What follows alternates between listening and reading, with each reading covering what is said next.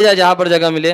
اب ہم بلا تاخیر جو ہے آج کے ہمارے مہمان مقرر، نوجوان دلوں کی دھڑکن، میری مراد حضرت مولانا عارف صاحب اشرفی، استاذ جامعہ اسلامیہ کاشف العلوم اورنگ آباد، ان کو ہم زحمت دیتے ہیں اور یہ شعر کے ساتھ کہ کہاں سے تو نے اے اقبال سیکھی ہے یہ درویشی، کہاں سے تو نے اے اقبال سیکھی ہے یہ درویشی، کہ چرچا پادشاہوں میں ہے تیری بے نیازی کا۔ حضرت والا انشاءاللہ خطاب فرمائیں گے۔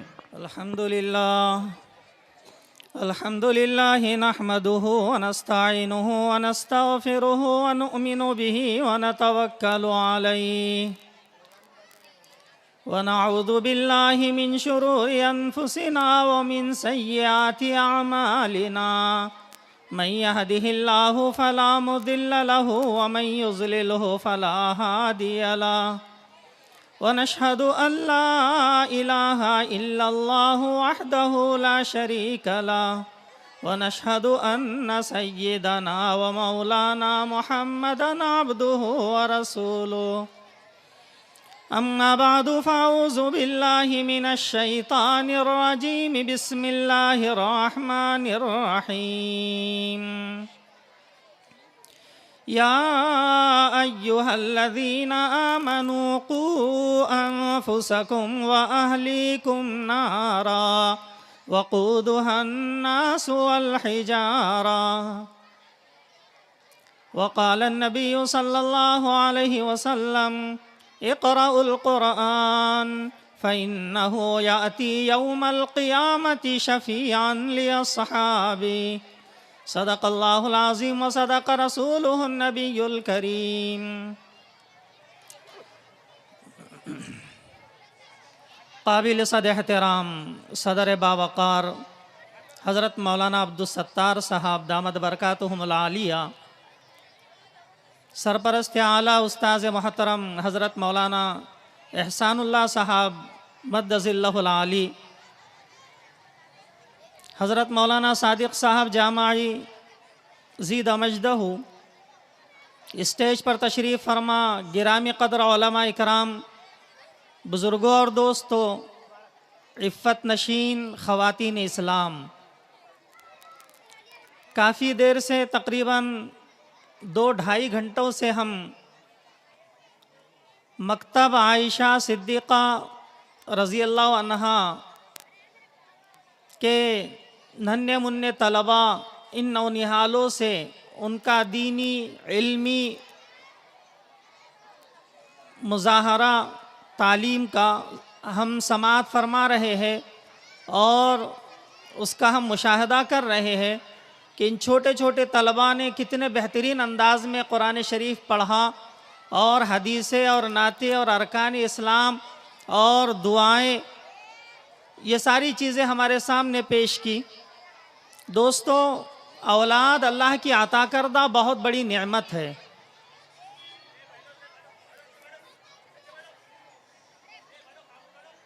یہ بچوں سے گزارش ہے تھوڑا سا نیچے بیٹھ جائے، خاموشی اختیار کرے، ابھی انعامی جلسہ باقی ہے، آپ لوگ خاموش ہو جائیں۔ اولاد اللہ کی عطا کردہ بہت بڑی نعمت ہے۔ اولاد ماں باپ کی امیدوں کا مرکز، ان کی تمناؤں کا محور ہے۔ اولاد اگر نیک اور صالح ہو تو یہ اولاد ماں باپ کے لیے صدقہ جاریہ ہے، اور اولاد اگر نافرمان ہو، باغی ہو، سرکش ہو تو یہ اولاد ماں باپ کے لیے عذاب جاریہ ہے۔ نبی کریم صلی اللہ علیہ وسلم نے ارشاد فرمایا: اذا مات الانسان انقطع عنہ عملہ الا من ثلاث، جب آدمی مر جاتا ہے اس کے سارے اعمال ختم ہو جاتے ہیں۔ ظاہر بات ہے، نمازیں پڑھتا تھا، مر گیا، نماز نہیں پڑھ سکتا، نمازوں کی فائل بند۔ روزے رکھتا تھا، مر گیا، روزے نہیں رکھ سکتا، روزوں کی فائل بند۔ لیکن 3 اعمال ایسے ہیں کہ مرنے کے بعد بھی اس کا اجر و ثواب اس کو ملتا رہتا ہے۔ ایک فرمایا صدقۃ جاریۃ، کہ بندے نے کوئی صدقہ جاریہ دنیا کے اندر جاری کر دیا، اس کو جو تو شروع کر دیا، اب جب تک لوگ اس سے فائدہ اٹھاتے رہیں گے۔ مکتب کوئی قائم کر دیا، جب تک مکتب سے لوگ فائدہ اٹھاتے رہیں گے، ہمارے نونہال اس میں پڑھتے رہیں گے، تو پورا ثواب اس کو ملے گا جس نے اس کی بنیاد رکھی تھی۔ تو صدقۃ جاریۃ، سب سے پہلی چیز صدقہ جاریہ ہے. مسجد بنا دی، جب تک لوگ اس میں نماز پڑھتے رہیں گے اس کا ثواب اس کو ملتا رہے گا. کوئی مسافر خانہ بنا دیا یا کنواں کھدوا دیا تو سارا ثواب جو اس کو قبر میں پڑے پڑے ملتا رہے گا. تو صدقۃ جاریۃ سب سے پہلی چیز. دوسری چیز فرمایا وعلم ينتفع بہ، ایسا علم دنیا میں چھوڑ گیا کہ لوگ اس سے فائدہ حاصل کر رہے ہیں، کہ وہ خود حافظ تھا دوسروں کو حافظ بنا گیا، عالم تھا دوسروں کو عالم بنا گیا، یا اس نے کسی عالم اور حافظ کی کفالت اور اس کی ذمہ داری لے لی تھی. اب جتنا یہ خیر پھیلائے گا، علم پھیلائے گا، سب کا ثواب اس کو قبر میں پڑا پڑا ملتا رہے گا. تیسری چیز فرمایا کہ وَوَلَدٌ صَالِحٌ يَدْعُو لَهُ، ایسی نیک اولاد دنیا کے اندر چھوڑ گیا کہ وہ اولاد اپنے ماں باپ کے لیے دعائیں کرتی ہے، ان کے لیے دعائیں مغفرت کرتی ہے. یہ اولاد جتنی نیکی کو دنیا میں چلائے گی اور پھیلائے گی، پورا ثواب ماں باپ کو قبر میں پڑے پڑے ملتا رہے گا. تو نیک اولاد یہ ماں باپ کے لیے صدقہ جاریہ ہے. تو کافی دیر سے ہم ان طلباء کا پروگرام سن رہے تھے اور دیکھ رہے تھے، کتنے بہترین انداز میں یہ ہمارے سامنے پروگرام جو ہے تو پیش کر رہے تھے. تو یہ ہمارے لیے بڑی خوش قسمتی اور سعادت مندی کی بات ہے کہ اللہ تعالیٰ نے ہمیں اس مجلس میں جمع فرمایا. ہماری خواتین اور بہنیں جو ہیں ان کی کتنی راتیں رت جگہ کرنے میں اور ڈھول بجانے میں اور ہلدی مہندی میں جو تو گزری ہوگی، وہ راتیں ان کے لیے کوئی اجر و ثواب نہیں رکھتی، اور وہ راتیں ان کے لیے جو ہے تو پکڑ کا ذریعہ بن سکتی ہیں. لیکن آج کی رات کے تعلق سے وہ اللہ کے دربار میں یہ کہہ سکتی ہے کہ اللہ، مکتب عائشہ صدیقہ کے جلسے میں حاضر ہوئی تھی اور میں نے وہاں طلباء کا قرآن سنا تھا اور حدیثیں سنی تھی اور میں نے ان کی ہمت افزائی کی تھی. ہو سکتا ہے یہ رات ان کی نجات کا سبب بن جائے اور یہ رات ان کے لیے جو ہے ذخیرہ آخرت بن جائے. خواتین کے لیے اسی طرح ہمارے نوجوان جن کی راتیں آرکسٹرا دیکھنے میں اور فلمیں اور ڈرامے اور سیریل دیکھنے میں گزری ہوگی، وہ راتیں ان کے لیے باعث پکڑ اور جو ہے ان کے لیے جو ہے وہ راتیں کوئی اچھی راتیں نہیں ہیں. لیکن آج کی رات کے تعلق سے ہمارے نوجوان یہ کہہ سکتے ہیں کہ میں مکتب عائشہ صدیقہ کے پروگرام میں اور وہاں طلباء کا قرآن سننے اور حدیثیں سننے کے لیے میں بڑے اطمینان کے ساتھ بیٹھا تھا اور میں پورے جو ہے دل جمعی کے ساتھ جو ہے میں وہاں پر بیٹھا تھا، ان کی ہمت افزائی جو تو میں نے کی تھی. یہ رات ہمارے ان نوجوانوں کے لیے جو نجات کا سبب بن سکتی ہے اور ان کے اجر و ثواب میں اضافے کا جو تو ذریعہ بن سکتی ہے. اس لیے بڑے خوش قسمت ہے وہ نوجوان اور وہ حضرات، اور بڑی خوش قسمت ہے ہماری وہ بہنیں جو آج کے اس پروگرام میں جنہوں نے شرکت کی. ان کے لیے بڑی سعادت مندی اور خوش قسمتی کی جو تو یہ بات ہے. تو ماں باپ پر اولاد کی بہت بڑی ذمہ داری ہے. ایک باپ پر اپنی اولاد کی ذمہ داری ہے کہ وہ اس کو دین سکھلائے، قرآن کی تعلیم جو ہے تو اس کو دے. یہ باپ پر بہت بڑی جو ہے تو ذمہ داری ہے. یہ ماؤں پر جو ہے تو بہت بڑی ذمہ داری ہے. ہمارے اسلاف اور انبیاء علیہ السلام کو اپنی اولاد کی سب سے بڑی اور سب سے پہلی جو فکر ہوا کرتی تھی وہ ان کے ایمان اور ان کے عقیدے کی فکر ہوتی تھی. جیسے قرآن مجید نے حضرت یعقوب علیہ السلام کے واقعے کو بیان فرمایا، ام کنتم شہداء اذ حضر یعقوب الموت، کیا تم اس وقت موجود تھے جب حضرت یعقوب علیہ السلام پر موت طاری ہوئی؟ اذ قال لبنیہ ما تعبدون من بعدی، حضرت یعقوب علیہ السلام نے اپنے بیٹوں کو، پوتوں کو، نواسوں کو سب کو جمع کیا اپنے اخیر وقت میں، جب دنیا سے جا رہے ہیں، دنیا سے جو ہے تو جانے کا وقت ہے، اپنے بیٹوں، پوتوں اور نواسوں کو جمع کر کے ان سے ایک چیز پوچھی، ما تعبدون من بعدی، میرے بعد تم کس کی عبادت کرو گے، میرے بعد تم کس کی پوجا کرو گے، میرے بعد تم کس مسلک پر اور کس مذہب کو جو ہے تو اپناؤ گے؟ تو سب بیٹوں نے جو ہے تو یہ کہا تھا، پوتوں نے اور نواسوں نے جو تو یوں کہا تھا، نعبد الہک و الہ آبائک ابراہیم و اسماعیل و اسحاق الہ واحد ونحن لہ مسلمون. آپ اطمینان رکھیں، ہم آپ کے باپ دادا حضرت ابراہیم اور اسماعیل کے رب پر جو ہے تو اسی رب پر جو ہے تو ہم ایمان رکھیں گے اور ہم اسی جو ہے طریقے پر چلیں گے جو طریقہ آپ نے ہم کو بتلایا ہے. معلوم یہ ہوا ماں باپ طریقہ بتلاتے ہیں اولاد کو. اسی لیے نبی کریم صلی اللہ علیہ وسلم نے ارشاد فرمایا، کل مولود یولد علی الفطرہ فابواہ یہودانہ او ینصرانہ او یمجسانہ، کہ ہر پیدا ہونے والا بچہ فطرت اسلام پر پیدا ہوتا ہے، ایک صاف ستھرا دل لے کر پیدا ہوتا ہے۔ فَأَبَوَاهُ يُحَوِّدَانِهِ، اس کے ماں باپ اس کو یہودی بنا دیتے، اس کے ماں باپ اس کو نصرانی بنا دیتے، اس کے ماں باپ اس کو مجوسی بنا دیتے، یعنی ماں باپ جس رنگ میں رنگے ہوئے ہیں بچہ اسی رنگ کو اختیار کرتا ہے۔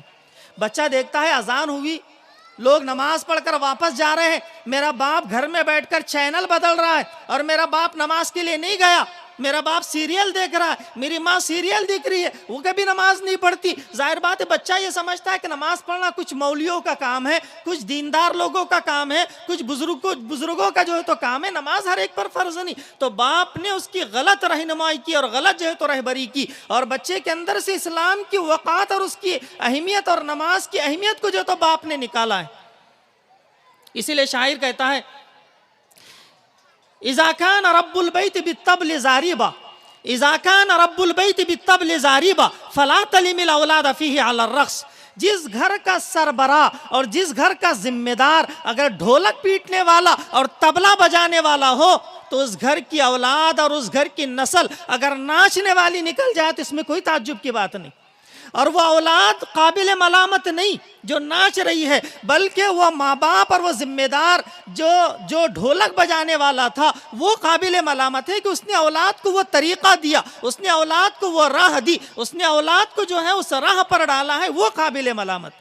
اس لیے ہم نے دیکھا کہ جب ماں گھر میں نماز پڑھتی ہے چھوٹے چھوٹے بچے بازو میں آ کر نماز پڑھتے ہیں، ماں رکوع میں جاتی ہے بچہ رکوع میں جاتا ہے، ماں سجدے میں جاتی ہے بچہ سجدے میں جاتا ہے، ماں دعا کے لیے ہاتھ اٹھاتی ہے بچہ دعا کے لیے ہاتھ اٹھاتا ہے، حالانکہ اس کو کچھ پتہ نہیں رکوع کیا ہے، سجدہ کیا ہے، دعا کیا ہے، لیکن وہ ماں کی نقل کرتا ہے۔ تو کہا جاتا ہے ماں کی گود بچے کا پہلا مدرسہ ہے۔ جو بچہ یہاں سیکھا جو بن گیا وہ دنیا میں پھر کسی شعبے میں چلے جائے وہ اس طریقے سے ہٹتا نہیں، وہ اس راہ کو جو تو چھوڑتا نہیں جس راہ پر اس کی ماں نے اس کو ڈالا ہے۔ تو ماں کی گود بچے کا پہلا مدرسہ ہے۔ اسی لیے زبان کی نسبت بھی ماں کی طرف کی گئی، باپ کی طرف نہیں کی گئی۔ کہا جاتا ہے بھائی ہماری مادری زبان ہے، فادری زبان نہیں کہتے، یہ ہماری ماترو بھاشا ہے، پترو بھاشا نہیں کہتے، یہ ہماری مدر ٹنگ ہے، پیدر ٹنگ نہیں کہتے۔ تو معلوم یہ ہوا ماں کا بہت اہم رول ہے اولاد کی تربیت میں اور اولاد کو بنانے میں۔ اس لیے جتنے اولیاء کرام دنیا میں گزرے ہیں، چاہے حضرت عبدالقادر جیلانی رحمۃ اللہ علیہ ہو، حضرت خواجہ معین الدین چشتی اجمیری ہو یا حضرت بختیار کاکی ہو، جتنے اولیاء کرام دنیا میں گزرے ہیں ان کو مقام ولایت تک ان کی ماؤں نے پہنچایا ہے۔ اس لیے ماں کا بہت اہم رول ہے اولاد کی تربیت میں۔ ماؤں کو چاہیے کہ وہ اپنے گھر کے ماحول کو سنوارے اور وہ اپنی زبان کا استعمال صحیح کرے، وہ نماز کی پابندی کرے، وہ قرآن کی تلاوت کا اہتمام کرے۔ نبی کریم صلی اللہ علیہ وسلم نے ارشاد فرمایا لا تجعلوا بیوتکم مقابرا، لا تجعلوا بیوتکم مقابرا، لوگوں اپنے گھروں کو قبرستان نہ بناؤ۔ ان الشیطان ینفر من البیت التی تقرأ فی سورۃ البقرہ، شیطان اس گھر سے بھاگ جاتا ہے جس میں قرآن شریف کی تلاوت کی جاتی ہے۔ شیطان اس گھر سے بھاگ جاتا ہے جس میں قرآن شریف کی تلاوت کی جاتی ہے۔ آج ہمارے گھروں سے قرآن شریف کی تلاوت کی آوازیں نہیں آتی، ہمارے گھروں سے سیریلوں کی آواز، ڈراموں کی آواز، فلموں کی آواز، گانوں کی آواز، یہ ہمارے گھروں سے جو تو یہ آوازیں آتی ہیں۔ آج ہمارے نوجوان رات میں 12 اور 1 بجے تک جو ہے وہ فلمیں دیکھتے ہیں، ننگے ناچ اور گندی فلمیں جو ہے تو موبائلوں پر دیکھتے ہیں۔ یہ موبائل ایک بھیانک قسم کا گٹر ہے، ایک گندا چیمبر ہے جس میں نوجوان نسلیں گرتی چلی جا رہی ہیں۔ یہ ایک بے حیائی کا جو تو آلہ ہے۔ نبی کریم صلی اللہ علیہ وسلم نے ارشاد فرمایا الحیاء شعبۃ من الایمان، حیا تو ایمان کا ایک شعبہ، ایک جز اور ایمان کا ایک حصہ ہے۔ نبی کریم صلی اللہ علیہ وسلم نے ارشاد فرمایا اذا لم تستحی فاصنع ما شئت، جب تیرے اندر حیا نہ رہے تو پھر جو چاہے کر۔ مولانا روم نے کہا تو بے حیا باش و ہر چے خواہی کن، تو بے حیا بن جا پھر جو کرنا ہے کر۔ نبی کریم صلی اللہ علیہ وسلم نے ارشاد فرمایا الحیا والایمان قرینا جمیعا، حیا اور ایمان ساتھ ساتھ رہتے ہیں۔ اذا رفع احدهما يرفع الاخر، جب ایک جاتا ہے تو دوسرا بھی جاتا ہے۔ جب حیا چلی جاتی تو ایمان بھی جاتا ہے، اور ایمان جاتا ہے تو حیا بھی چلی جاتی ہے۔ آج باطل طاقتوں نے ایسا آلہ ہمارے ہاتھوں میں تھما دیا ہے کہ جو بے حیائی کا آلہ ہے اور جو جس کے ذریعے سے ایمان جو ہمارا کمزور ہوتا چلا جا رہا ہے۔ آج ہمارے نوجوان دن رات میں 6 گھنٹے تک جو ہے موبائلوں کے اندر لگے ہوئے، ان کو مزے نہیں آتے قرآن پڑھنے میں، ان کو مزے نہیں آتے جو تو احادیث سننے میں، ان کو مزے نہیں آتے نماز پڑھنے میں۔ صحابہ ساری رات جو ہے نمازوں میں جو تو گزار دیتے۔ قرآن شریف نے ان کی تعریف بیان کی اور ان کی صفت کو بیان فرمایا، والذین یبیتون لربہم سجدا وقیاما۔ صحابہ وہ ہے جو ساری رات سجدوں میں گزار دیتے ہیں، صحابہ وہ ہے جو ساری رات حالت قیام میں قرآن پڑھتے ہوئے گزار دیتے ہیں۔ ایک صحابی کا واقعہ بیان کروں، حضرت اسید ابن حضیر رضی اللہ تعالیٰ عنہ، نوجوان صحابی ہے، اپنے گھر کے باڑے میں تہجد میں قرآن پڑھ رہے، جھوم کر مزے لے کر قرآن پڑھ رہے۔ صحابہ کو قرآن پڑھنے میں مزے آتے تھے، ہمارے نوجوانوں کو گانے سننے میں مزے آتے ہیں، تو صحابہ قرآن پڑھنے میں ان کو مزے آتے تھے۔ تو رات میں تہجد میں جھوم کر قرآن پڑھ رہے ہیں، اونچی آواز سے، بلند آواز سے قرآن پڑھ رہے ہیں۔ ان کا چھوٹا بچہ یحییٰ وہ ان کے بازو میں سو رہا تھا، آرام کیا ہوا تھا۔ یہ جیسے قرآن پڑھتے ہوئے اپنی آواز کو بلند کر رہے ہیں تو ان کا جو گھوڑا بازو میں بندھا ہوا تھا وہ اچھلنے لگا، کودنے لگا۔ انہوں نے آواز کو پست کی، وہ گھوڑا تھم گیا، رک گیا۔ آواز پھر بلند کی، وہ گھوڑا پھر بدکنے لگا، کودنے لگا۔ انہوں نے یہ سوچا کہ کہیں میرے بیٹے یحییٰ کو روند نہ ڈالے، کچل نہ ڈالے۔ انہوں نے نماز مختصر کی، سلام پھیر دیا، دیکھا آسمان کی طرف نگاہ اٹھا کے تو ایک ستاروں کا جھرمٹ ہے جو آسمان کی طرف چلا جا رہا ہے، جس کو دیکھ کر وہ گھوڑا بدک رہا تھا، کود رہا تھا، اچھل رہا تھا۔ سمجھ میں نہیں آیا کیا بات تھی، یہ کیا چیز تھی جو نیچے اتر رہی تھی۔ صبح میں فجر کی نماز نبی کریم صلی اللہ علیہ وسلم کے پیچھے پڑھی۔ آپ صلی اللہ علیہ وسلم سے عرض کہ اللہ کے رسول، میں رات تہجد میں قرآن پڑھ رہا تھا اور میرا بیٹا یحییٰ سویا ہوا تھا تو گھوڑا بدکنے لگا۔ میں نے سوچا کہ میرے بیٹے یحییٰ کو روند نہ ڈالے، میں نے نماز مختصر کی۔ سلام پھیرنے کے بعد میں نے دیکھا کہ ایک ستاروں کا جھرمٹ، ستاروں کا گلدستہ ہے جو آسمان کی طرف چلا جا رہا ہے۔ اللہ کے رسول میرے سمجھ میں نہیں آیا وہ کیا چیز تھی۔ آپ صلی اللہ علیہ وسلم نے ارشاد فرمایا، تلک الملائکۃ دنت لصوتک۔ بخاری شریف کی روایت ہے، تلک الملائکۃ دنت لصوتک۔ وہ فرشتے تھے تیرا قرآن سننے کے لیے آئے تھے، وہ فرشتے تھے تیرا قرآن سننے کے لیے آئے تھے۔ معلوم یہ ہوا جہاں قرآن پڑھا جاتا ہے وہاں فرشتوں کا نزول ہوتا ہے، رحمت کے فرشتے وہاں آتے ہیں، وہاں برکتوں کا اور خدا کی تجلیات اور اس کے انوارات کا جو تو نزول ہوتا ہے۔ آج ہمارے گھروں سے قرآن شریف کے پڑھنے کی آوازیں نہیں آتی، سیریلوں کو، ڈراموں کی اور جو ہے گانوں کی آوازیں آتی ہے، جس کی وجہ سے شیطان پورے لشکر سمیت ہمارے گھروں میں گھس آیا ہے اور وہ ماں بیٹی میں جمنے نہیں دیتا، میاں بیوی میں بننے نہیں دیتا، بھائی بھائی میں جو تو بننے نہیں دیتا۔ بنیادی وجہ یہ کہ ہم نے قرآن کو اپنے گھروں سے نکال دیا اور شیاطین کو ہم نے اپنے گھروں کے اندر جو ہے تو دعوت دے دی۔ کتنے بہترین انداز میں مکتب عائشہ صدیقہ رضی اللہ عنہا کے طلبہ قرآن شریف پڑھ رہے تھے، تو یہ ہمارے بچوں کی ایمان کہاں محفوظ ہوگی؟ انہی مکاتب کے اندر جو ہے تو محفوظ ہوگے۔ ابھی جو ہے ناظم جلسہ فرما رہے تھے کہ ایک بھدے قسم کے پتھر کو تراش کر ایک بہترین قسم کی مجسمہ اور بہترین مورتی بنانا بہت آسان ہے، لیکن ان چھوٹے چھوٹے طلباء کو گلیوں سے نکال کر کے اور بازار سے نکال کر کے ان کے زبان سے گالیاں نکالنا اور گانے نکالنا اور اس پر قرآن چڑھانا اور اس پر احادیث چڑھانا اور اس پر جو ہے اس پر دعاؤں کو جو ہے تو چڑھانا، یہ بہت مشکل کام ہے جو یہ نوجوان علماء اکرام معمولی تنخواہوں پر 2000 اور 5000 کی تنخواہوں پر جو ہے یہ ہماری نسلوں کو سنوار رہے ہیں، یہ ہماری اولاد کو جو ہے تو سنوار رہے ہیں، یہ بہت بڑا جو ہے تو کام انجام دے رہے ہیں۔ یہ اس ملک میں اللہ کا بہت بڑا انعام ہے، یہ اللہ کی بہت بڑی نعمت ہے، اس کی قدر کرو۔ کہیں ایسا نہ ہو کہ یہ نعمتیں چھین لی جائے، پھر کوئی نماز جنازہ پڑھانے والا نہ ملے، کوئی جو ہے نکاح پڑھانے والا نہ ملے، پھر کوئی جو ہے ہمارے بچوں کو قرآن شریف پڑھانے والا نہ ملے۔ اگر ہم نے ناقدری کی ان علماء کی، اگر ہم نے ناقدری کی ان مکاتب کی، تو وہی ہوگا جو بخارا اور سمرقند میں ہوا، جو تاشقند اور عراق میں ہوا۔ بڑی بڑی عالیشان مسجدیں تھی، بڑے بڑے مدارس تھے، لیکن وہاں کے مسلمانوں نے ناقدری کی علماء کی، وہاں کے مسلمانوں نے ناقدری کی مساجد کی، وہاں کے مسلمانوں نے ناقدری کی مکاتب کی۔ اللہ نے وہ نعمتیں ان سے چھین لی۔ بڑے بڑے مساجد ہیں جو آج ویران پڑے ہوئے ہیں، جو گھوڑوں کے استبل بنے ہوئے ہیں، جو بھینسوں کے طبیلے بنے ہوئے ہیں، جو رقاصاؤں کے ناچنے کے اڈے بنے ہوئے ہیں۔ بنیادی وجہ یہ کہ ہم نے ناقدری کی، اس وجہ سے یہ نعمتیں جو ہے تو ہم سے چھین لی گئی۔ نبی کریم صلی اللہ علیہ وسلم نے ارشاد فرمایا تھا، یذهب الصالحون الاول فالاول، نیک لوگ ایک کے بعد ایک دنیا سے نکلتے چلے جائیں گے، نیک لوگ ایک کے بعد ایک دنیا سے اٹھتے چلے جائیں گے۔ یذهب الصالحون الاول فالاول ويبقى حفالة كحفالة الشعير والتمر، اور ایسے لوگ دنیا کے اندر رہ جائیں گے جیسی اچھی اچھی کھجوری چن لی جاتی ہے، اچھا اچھا جو چن لیا جاتا ہے، ردی قسم کا ناکارہ جو تو رہ جاتا ہے۔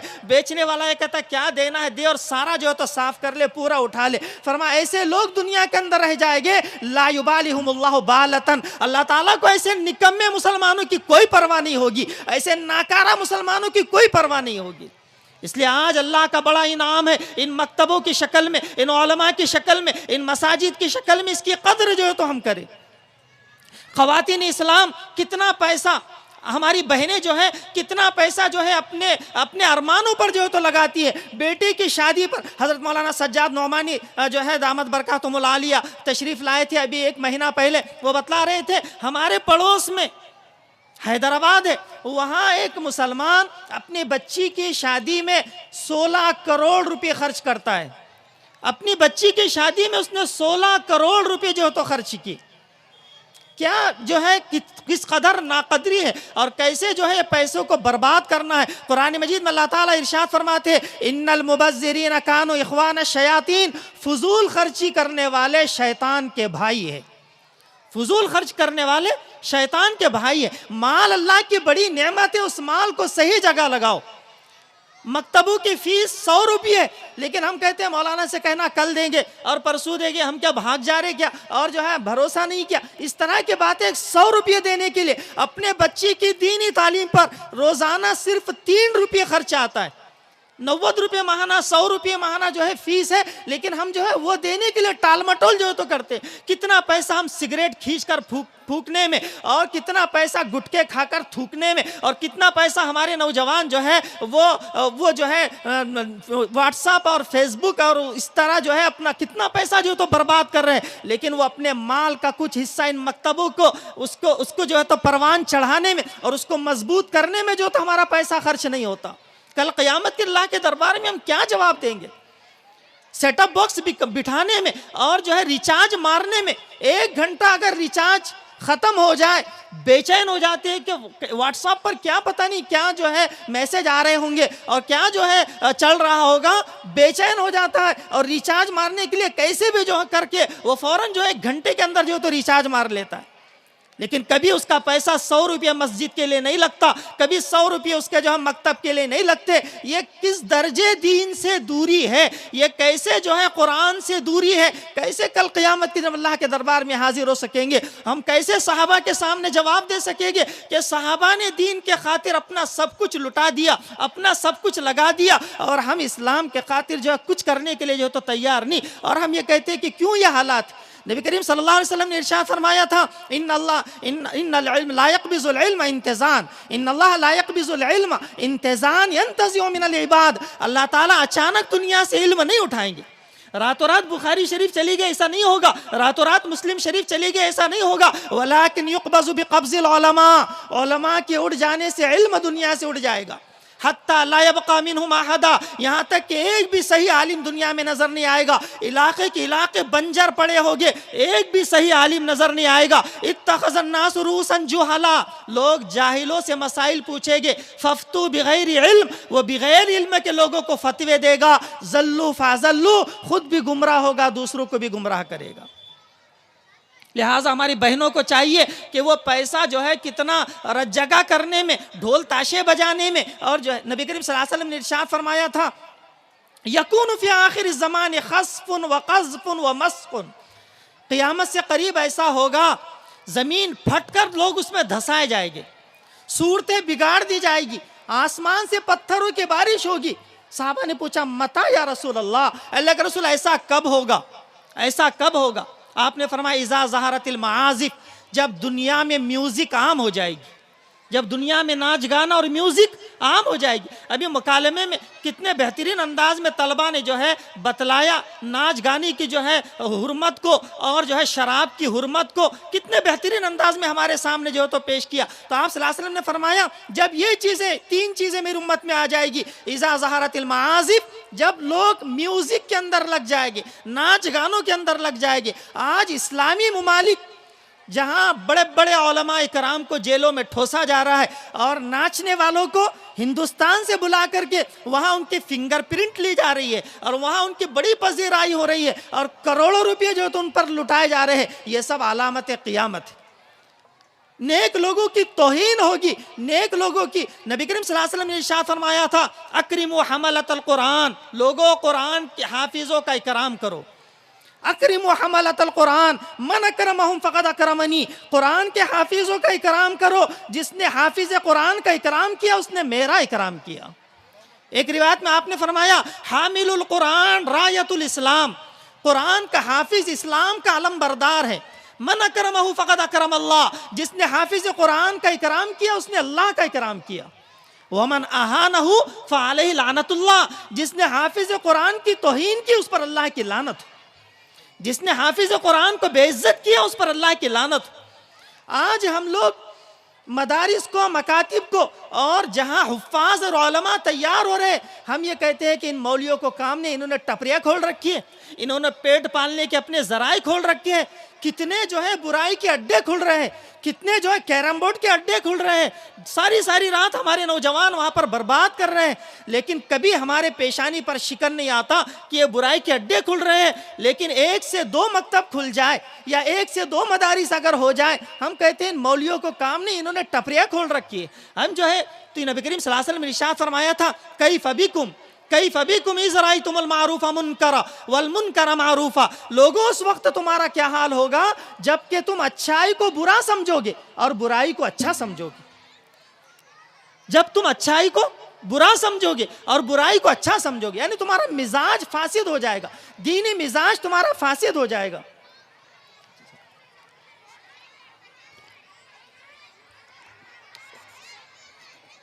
بیٹے بچوں آپ لوگ تھوڑا سا خاموش ہو جاؤ، آپ لوگ نیچے بیٹھ جاؤ۔ تو آپ نے فرمایا اذا رأیتم المعروف منکرا والمنکر معروفا، لوگوں اس وقت تمہارا کیا حال ہوگا جبکہ تم اچھائی کو برا سمجھو گے، برائی کو اچھا سمجھو گے۔ یعنی جسا کسی کو اگر بہت شدید بخار ہو تو لذیذ قسم کی بریانی بھی اس کو کڑوی لگتی، کھانے میں مزہ ہی نہیں آ رہا، کیونکہ اس کے اندر کا مزاج فاسد ہو گیا۔ ایسے تمہارا دینی مزاج فاسد ہو چکا ہوگا، تمہیں اچھائی میں مزے نہیں آئے گے، دین کے کاموں میں مزے نہیں آئیں گے، قرآن کے سننے میں مزے نہیں آئیں گے، تمہیں مزے آئے گے آرکسٹرا دیکھنے میں، فلمیں دیکھنے میں، ڈرامے دیکھنے میں، سیریلیں دیکھنے میں، ان چیزوں میں تمہیں مزے آئے گے، تمہیں اچھا لگے گا۔ جیسے نبی کریم صلی اللہ علیہ وسلم، جیسے کسی شاعر نے کہا کہ المؤمن فی المسجد کالسمک فی الماء، مومن مسجد میں ایسے رہتا ہے جیسے مچھلی پانی میں، مچھلی کی حیات ہی پانی ہے، جیسے مچھلی پانی میں سکون اور اطمینان سے رہتی ہے، مومن مسجد میں آتا ہے تو سکون اور اطمینان سے رہتا ہے۔ اور آگے فرمایا والمنافق فی المسجد کالطیر فی القفص، منافق مسجد میں ایسے رہتا ہے جیسے پرندہ پنجرے میں پھڑپھڑاتا ہے، کب گیٹ کھلے اور کب بھاگوں، کہاں سے راستہ ملے اور کہاں سے اڑوں۔ فرمایا منافق کی پہچان ہے، جب مسجد میں جاتا ہے منافق بے چین رہتا ہے، کب امام نماز مختصر کرے اور کب بھاگوں، کب جو ہے امام خطبہ ختم کرے اور کب بھاگوں۔ انہوں نے 5 منٹ لیٹ لے لیے، 2 منٹ زیادہ لے لیے۔ تو مسلمانوں کو مسجدوں میں مزے نہیں آ رہے، ان کو رات میں 2 بجے تک جو ہے ہوٹلوں پہ، ڈھابوں پہ اور جو ہے دوسری چیزوں میں رات میں 2 بجے تک ہمارے نوجوان، پولیس والوں کو ڈنڈے مار کر نکالنا پڑا، جاؤ 2 بج گئے، 12 بج گئے، اپنے گھروں پہ جاؤ، آرام کرو۔ تو آج ہمارے نوجوانوں کا جو تو یہ حال ہے۔ نبی کریم صلی اللہ علیہ وسلم نے ارشاد فرمایا تھا کہ ان احب البلاد الی اللہ مساجدها، روئے زمین پر اللہ تعالیٰ کو سب سے زیادہ پسندیدہ جگہ مسجدیں ہیں، وابغض البلاد الی اللہ اسواقها، اور روئے زمین پر اللہ تعالیٰ کو سب سے زیادہ ناپسند جگہ بازار ہے۔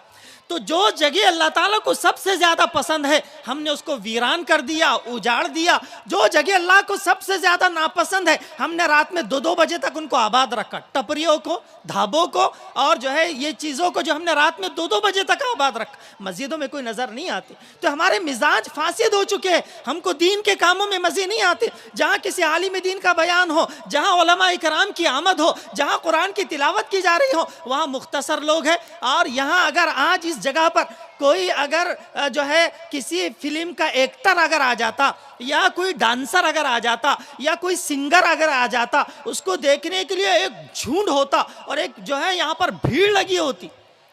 ایک ناچنے گانے والوں کو دیکھنے کے لیے ایک بھیڑ لگی ہوتی. لیکن یہاں اتنے بڑے بڑے علماء اکرام موجود ہیں. یہاں پر مکتب عائشہ صدیقہ کا اتنا بہترین طلبہ پروگرام پیش کر رہے ہیں، لیکن بہت مختصر تعداد جو تو یہاں پر موجود ہے. کتنی ہماری مختصر بہنیں جو تو یہاں پر آئی ہوئی ہے. اکثر جو ہے بازاروں کی زینت جو ہے تو بنی ہوئی ہے. تو یہ ہمیں دین کے کاموں میں مزے نہیں آتے. تو نبی کریم صلی اللہ علیہ وسلم نے ارشاد فرمایا تھا کہ جب یہ 3 چیزیں میری امت میں آ جائے گی اس وقت اللہ کے عذابات ان پر آئے گے. اذا ظہرت المعازف، جب میوزک عام ہو جائے گی. والقینات، ناچنے والے کو عزت دی جائے گی. جیسے ناچنے والوں کو ہندوستان سے بلا کر سعودی عرب میں بلایا گیا، خوب عزت ان کو دی جا رہی ہے، اور وہاں کے بڑے بڑے علماء کو جیلوں میں ٹھوسا جا رہا ہے. تو ناچنے والوں کو عزت دی جائے گی. اور تیسری چیز ارشاد فرمائی وَاسْتُحِلَّتِ الْخَمْرُ، جب شراب کھلم کھلا پی جائے گی. شراب کے تعلق سے کتنے بہترین انداز میں طلبہ نے مقالہ پیش کیا کہ شراب کے نشے میں ایک شوہر نے اپنی بیوی اور بچوں کا قتل کیا، اور اس کے بعد جو ہے تو اس لیے نبی کریم صلی اللہ علیہ وسلم ارشاد فرمایا کل مسکر حرام، ہر نشہ آور چیز حرام ہے.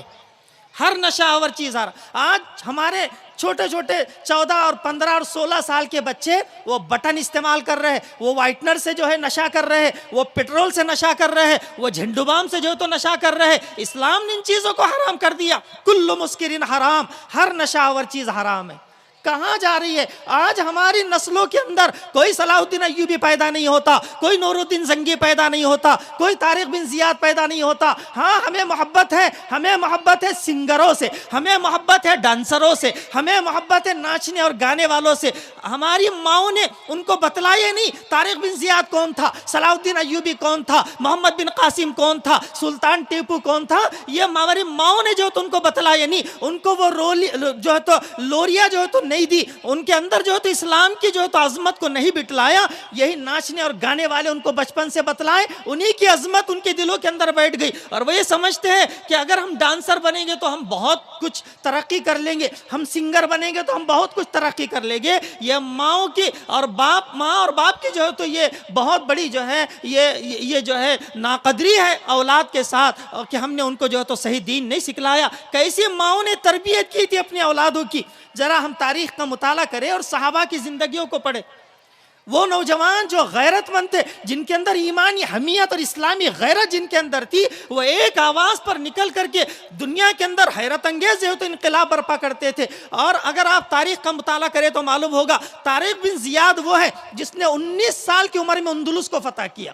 19 سال کا نوجوان جس نے اندلس کو فتح کیا، اور پھر وہاں پر 700 سال تک مسلمانوں کی حکمرانی رہی. لیکن جب ناقدری کی، آج وہاں سے جو ہے تو اسلام جو تو نکل چکا ہے اور اسپین جو تو وہ بن چکا ہے. 19 سال کا نوجوان ہے جس نے اندلس کو فتح کیا. اور سلطان محمد فاتح وہ ہے جس نے 25 سال کی عمر میں قسطنطنیہ کو فتح کیا. اور محمد بن قاسم وہ ہے جس نے 17 سال کی عمر میں جو ہے سندھ کو جو ہے تو فتح کیا. اور آگے بڑھیے سلطان ٹیپو وہ ہے جس نے 17 سال کی عمر میں شیر میسور کا خطاب پایا. یہ 17, 18, 19, 20 سال کے نوجوان تھے جنہوں نے دنیا میں حیرت انگیز انقلاب برپا کیا. آج ہمارے 17, 18 اور 20 سال کے نوجوان وہ کیا استعمال کر رہے اور کیسے جو تو اپنی زندگیاں گزار رہے. یہ یہود اور نصارہ کے طریق پر جو تو زندگیاں گزار رہے. اور آج ہماری بہنیں جو ہیں ان کو آج سب معلوم ہے کون سا سیریل ٹی وی پر کب آتا اور اس میں کس کا کیا رول ہے. ان کو نہیں معلوم حضرت عائشہ کی زندگی کیا، حضرت فاطمہ کی زندگی کیا، حضرت سمیہ کی اور ام کلثوم کی زندگی کیا،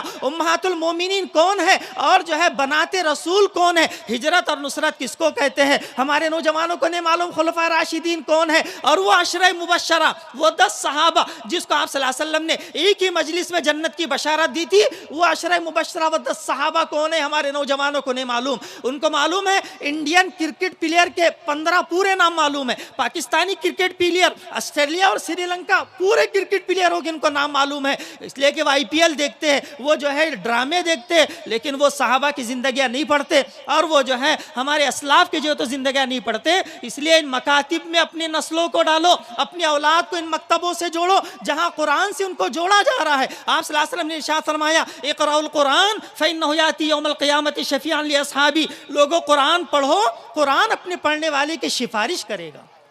ابھی رمضان کا مہینہ آ رہا، آپ صلی اللہ علیہ وسلم نے ارشاد فرمایا الصیام والقرآن یشفعان للعبد یوم القیامہ، روزہ اور قرآن کل قیامت کے دن بندے کی سفارش کرے گا۔ یقول الصیام، روزہ کہے گا اے ربی منعتہ الطعام والشہوہ فشفینی فی، روزہ کہے گا اے رب میں نے اس بندے کو دن میں کھانے سے روکا، پانی پینے سے روکا، فشفینی فی، میری شفاعت اس کے حق میں قبول فرما۔ ویقول القرآن، قرآن کہے گا اے ربی منعتہ النوم فی اللیل فشفینی فی، اے اللہ میں نے اس کو رات میں سونے سے روکا، یہ تراویح میں مجھے پڑھتا تھا، یہ تراویح میں مجھے سنتا تھا، فشفینی فی، میری شفاعت اس کے حق میں قبول فرما۔ فیشفعان، آپ صلی اللہ علیہ وسلم فرماتے ہیں اللہ تعالیٰ دونوں کی سفارش قبول کریں گے، روزے کی بھی اور قرآن کی بھی۔ قرآن سفارش کرے گا، لیکن قرآن سے ہمیں کہاں محبت ہے اور قرآن سے ہمیں کہاں والیانہ عشق ہے، ہمیں تو دوسری چیزوں سے جو ہے تو محبت ہے اور دوسری چیزوں میں اپنا وقت جو ہے تو ضائع کرتے ہیں۔ نبی کریم صلی اللہ علیہ وسلم نے ارشاد فرمایا الصیام جنۃ کجنۃ احدکم من الصیام جنۃ من النار کجنۃ احدکم من القتال، روزہ جہنم سے ڈھال ہے، جیسے ایک سپاہی کے ہاتھ میں ڈھال ہوتی ہے اور وہ دشمن کے وار کو اس ڈھال پر روکتا ہے، ایسے روزہ یہ جہنم سے ڈھال ہے، جہنم سے آڑ ہے۔ لیکن آج ہمارے نوجوان یہ کہتے ہیں مجھے بھوک برداشت نہیں ہوتی، مجھے پیاس برداشت نہیں ہوتی، مجھے گٹکا کھانے کی عادت ہے، مجھے جو ہے تو طلب ہے، میں جو ہے تو روزہ نہیں رکھتا۔ ہٹے کٹے اور مضبوط اور صحت مند نوجوان روزے نہیں رکھتے، یہ کس حد تک بے غیرتی ہے اور کیسے اللہ کے احکامات کو پامال کرنا ہے، کیسے اللہ کی جو تو مدد آ سکتی ہے۔ اس لیے ابھی رمضان کا مہینہ آ رہا ہے، اس کا استقبال یہی ہے، اس کی تیاری یہی ہے کہ ہم عزم کریں اور ارادہ کریں کہ چاہے میری جان نکل جائے لیکن ایک بھی روزہ میں نہیں چھوڑوں گی۔ ہماری بہنیں معمولی بہانے سے روزہ چھوڑ دیتی ہے، آج گھر کو کلر کرنا ہے، چونا مارنا ہے، اس لیے آج روزہ نہیں رکھتی، آج مجھے شاپنگ کو جانا ہے اور کپڑے خریدنا ہے، آج روزہ نہیں رکھتی، اور آج جو ہے مہمان آنے والے اور آج روزہ نہیں، معمولی بہانوں سے روزہ چھوڑتی ہے۔ یہ بہت بڑی اللہ کی طرف سے بہت بڑا انعام ہے۔ کتنے ہمارے ایسے رشتہ دار اور ملنے جلنے والے ہیں جو گزشتہ سال ہمارے ساتھ روزوں میں شریک تھے، لیکن آج عمر نے وفا نہیں کی اور منو مٹی نیچے پڑے ہوئے ہیں، آج اس کی قدر و قیمت ان کو معلوم ہے۔ پتہ نہیں اگلے سال ہم رہتے نہیں رہتے، اللہ نے موقع دیا، یہ بڑی جو ہے تو غنیمت کی بات ہے۔ ایک واقعے کی طرف اشارہ کر کے بات کو ختم کروں، آپ صلی اللہ علیہ وسلم کے زمانے میں 2 لوگ ایک ساتھ اسلام میں داخل ہوئے، ایک ساتھ اسلام میں داخل ہوئے، ایک ہی دن ایک ہی وقت میں۔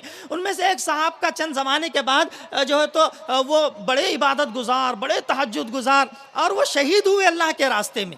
دوسرے صاحب کا 1 سال کے بعد انتقال ہوا اور اپنی فطری موت پر شہید نہیں ہوئے اور بہت زیادہ عبادت کرنے والے بھی نہیں تھے، لیکن حضرت طلحہ بن عبید اللہ فرماتے ہیں میں نے خواب میں دیکھا جن کا 1 سال بعد بستر پر جو مرے، شہید نہیں ہوئے، وہ ان صحابی سے پہلے جنت میں داخل ہو رہے ہیں جو بہت عبادت گزار تھے اور جو ہے شہید بھی ہوئے، لیکن 1 سال پہلے ان کا انتقال ہوا تھا، ان سے پہلے جن کا 1 سال بعد انتقال ہوا جو بہت عبادت گزار بھی نہیں تھے، شہید بھی نہیں، ان سے پہلے جنت میں داخل ہوئے۔ مجھے بڑی حیرت ہوئی، میں نے حضور سے پوچھا اللہ کے رسول یہ کیسے؟ آپ صلی اللہ علیہ وسلم نے ارشاد فرمایا الیس قد مکث ھذا بعدہ سنۃ، کیا یہ شخص اس کے 1 سال بعد تک زندہ نہیں رہا؟ فَأَدْرَكَ رَمَضَانَ فَصَامَهُ، اس نے رمضان پایا اور اس کے روزے رکھے، 1 سال اس سے زیادہ اس نے جو ہے تو رمضان کے روزے رکھے، دونوں میں زمین آسمان کا فرق ہے، تو 1 سال، حالانکہ دونوں ایک ساتھ اسلام میں داخل ہوئے، تو معلوم یہ ہوا کہ رمضان کا مل جانا بہت بڑی سعادت مندی کی بات ہے. اس کو اپنی خوش قسمتی سمجھو, سعادت مندی سمجھو, بوجھ نہ سمجھو, اور جو ہے اس کو اپنے لیے جو ہے بوجھ نہ سمجھو بلکہ اپنی خوش قسمتی سمجھو. اللہ نے موقع مجھے دیا. ایک مرتبہ ایک صحابی حضور کے پاس آ کر عرض کیا کہ ای الناس خیرون, اللہ کے رسول لوگوں میں سب سے بہتر انسان کون سا ہے؟ آپ نے فرمایا من طال عمرہ وساء عملہ, سب سے بہتر آدمی وہ ہے جس کی عمر لمبی ہو اور اس کے اعمال اچھے ہو. جس کی عمر لمبی ہو اس کے اعمال اچھے ہو. اس نے پوچھا ای الناس شرون, اللہ کے رسول لوگوں میں سب سے بدترین انسان کون سا ہے؟ آپ نے فرمایا من طال عمرہ وساء عملہ, سب سے برا آدمی وہ ہے جس کی عمر لمبی ہو اور اس کے اعمال برے ہو. تو عمر میں اللہ نے یہ موقع دیا, یہ بڑی سعادت کی بات ہے. اس لیے ہم طے کریں چاہے کچھ ہو جائے, ایک بھی روزہ جو تو ہم نہیں چھوڑیں گے. اسی طرح اپنے نسلوں کو, اپنے اولاد کو, اپنے بچوں کو مکتب سے جوڑو, قرآن کی تعلیمات سے جوڑو. ایک آخری حدیث عین وقت پہ زبان پر آ گئی. آپ صلی اللہ علیہ وسلم ارشاد فرمایا اذا قال المعلم للصبی قل بسم اللہ الرحمن الرحیم, جب معلم پڑھانے والا استاذ بچے سے کہتا ہے بیٹے بسم اللہ الرحمن الرحیم پڑھ, اور وہ بچہ صرف بسم اللہ الرحمن الرحیم پڑھتا ہے, تو آپ صلی اللہ علیہ وسلم ارشاد فرمایا کتب اللہ براءۃ للصبی وبراءۃ للمعلم وبراءۃ لابویہ من النار. تو اس بچے کے صرف بسم اللہ الرحمن الرحیم پڑھنے پر اللہ تعالیٰ اس بچے کو, اس بچے کے ماں باپ کو اور اس بچے کے استاذ کو براءۃ من النار, جہنم سے بری ہونے کا پروانہ لکھ دیتے. صرف بسم اللہ الرحمن الرحیم پڑھنے پر اتنی بڑی فضیلت ہے. اللہ تعالیٰ سے دعا ہے کہ اللہ تعالیٰ مکتب عائشہ صدیقہ کو دن دگنی رات چوگنی ترقی عطا فرمائے. اللہ تعالیٰ یہاں کے معلمین کو جو ہے غیب سے جو ہے ان کی پوری ضروریات کا اللہ تعالیٰ جو ہے تکفل فرمائے, اور اللہ تعالیٰ جو ہے ان علماء کرام کی عمروں میں برکتیں عطا فرمائے. یہ چند بے ترتیب باتیں آپ کے سامنے میں نے رکھی ہیں, اور میں تو ایک طالب علم ہوں, ان حضرات کا حکم تھا اور ان کی پشت پناہی تھی, لہٰذا یہ بے ترتیب کچھ باتیں جو ہے آپ کے سامنے رکھی. اللہ تعالیٰ ہم تمام کو جس پر عمل کرنے کی توفیق عطا فرمائے. وما توفیق الا باللہ, وآخر دعوانا الحمدللہ رب العالمین.